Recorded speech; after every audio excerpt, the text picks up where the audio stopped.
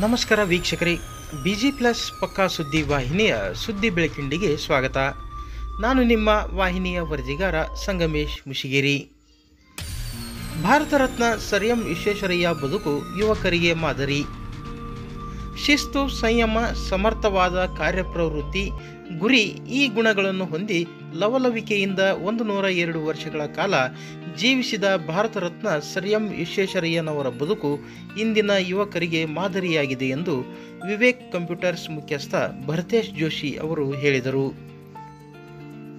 ಕುಷ್ಟಗಿ ಪಟ್ಟಣದಲ್ಲಿ ಅಭಿಯಂತರ ವೀರೇಶ್ ಬಂಗಾರಶೆಟ್ಟರ್ ಅವರ ವಿಮಲ್ ಅಸೋಸಿಯೇಟ್ಸ್ ಕಚೇರಿಯಲ್ಲಿ ಸೋಮವಾರ ಆಯೋಜಿಸಿದ್ದ ಭಾರತದ ಅಗ್ರಗಣ್ಯ ಸಿವಿಲ್ ಇಂಜಿನಿಯರ್ ಎನಿಸಿಕೊಂಡಿರುವ ನಮ್ಮ ಕನ್ನಡ ನಾಡಿನ ಭಾರತ ರತ್ನ ಸರ್ ಎಂ ವಿಶ್ವೇಶ್ವರಯ್ಯ ಅವರ 165ನೇ ವರ್ಷದ ಜನ್ಮದಿನ ಆಚರಣೆ ಕಾರ್ಯಕ್ರಮದಲ್ಲಿ ಪಾಲ್ಗೊಂಡು ಅವರು ಮಾತನಾಡಿದರು.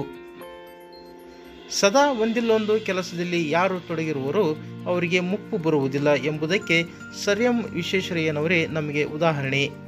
ಯಾರು ಕೆಲಸದಲ್ಲಿ ತೊಡಗದೆ ಆಲಸ್ಯದಿಂದಿರುವರೋ ಅವರಿಗೆ ಬೇಗ ಮುಪ್ಪು ಬರುತ್ತದೆ ಎಂದರು. ದೂರದೃಷ್ಟಿ ಹೊಂದಿದ್ದ ಸರ್ ಎಂ ವಿಶ್ವೇಶ್ವರಯ್ಯನವರು ಕಾವೇರಿ ನದಿಗೆ ಅಡ್ಡಲಾಗಿ ಅಣೆಕಟ್ಟು ಕಟ್ಟಿ ಆ ಭಾಗವನ್ನು ಸಮಗ್ರ ನೀರಾವರಿಯನ್ನಾಗಿ ಮಾಡಿದರು. ಮಂಡ್ಯ ಜಿಲ್ಲೆಯನ್ನು ಸಕ್ಕರೆ ನಾಡನ್ನಾಗಿ ಪರಿವರ್ತಿಸಿದರು.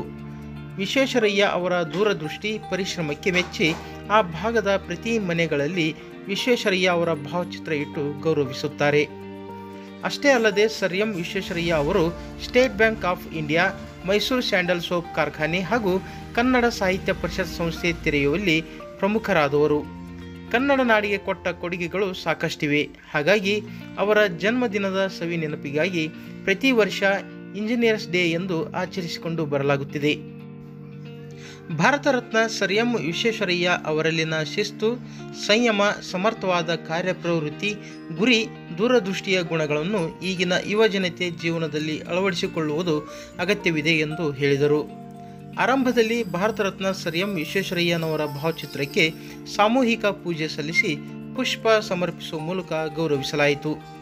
ಈ ವೇಳೆ Basanagouda Patil Navalahalli, Babu Ghorpade, Chinnappa Nagaral, senior civil engineer Veeresh Bangarashettar, ಪತ್ರಕರ್ತ ಮಂಜುನಾಥ್ ಮಹಲಿಂಗಪುರ, ಬಸವರಾಜ್ ಗಾಣಿಗೇರ್, ಬಸವರಾಜ್ ಹೊಸವಕ್ಕಲ್ ಇತರರು ಹಾಜರಿದ್ದರು. ಸತತವಾಗಿ ಕೆಲಸದಲ್ಲಿ ತೊಡಗಿರ್ತಾನೆ, ಅವ್ರಿಗೆ ಮುಪ್ಪು ಜಲ್ದಿ ಬರಂಗಿಲ್ಲ. ಯಾರ ಕೆಲಸ ಕಡಿಮೆ ಮಾಡ್ತಾರೆ ಅವ್ರಿಗೆ ಮುಪ್ಪು ಕಡಿಮೆ ಇರ್ತದೆ. ಮತ್ತು ದೂರದೃಷ್ಟಿಯ ವ್ಯಕ್ತಿಗಳಾಗಿದ್ರು ಅವರು. ಆ ದೂರದೃಷ್ಟಿ ಇದ್ದಿದ್ದಕ್ಕೇ ಇವತ್ತ ಮಂಡ್ಯದಂಥ ಒಂದು ನಾಡಿನಲ್ಲಿ ಪ್ರತಿಯೊಬ್ಬರ ಮನೆಯೊಳಗೂ ದೇವ್ರ ಫೋಟೋ ಅವನಿಲ್ಲೋ, ಆದರೆ ಎಂ ವಿಶ್ವೇಶ್ವರಯ್ಯನವ್ರ ಫೋಟೋ ಎಲ್ಲರ ಮನೆಯಾಗೂ ಇದ್ದಾವೆ.